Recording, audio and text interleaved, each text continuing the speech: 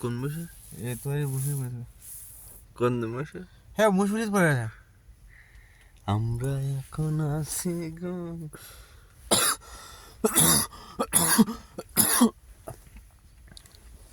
আমরা এখন ঘিরে আছি, শুয়ে থাকবো গো। হ্যালো গাইস, আমরা ঘিরের বাসায় শুতে আসছি। এখানে হলো রাত 1:45, তবু আমরা ঘিরে শুয়ে আছি। আমি এসেছি সাতক্ষীরা থেকে।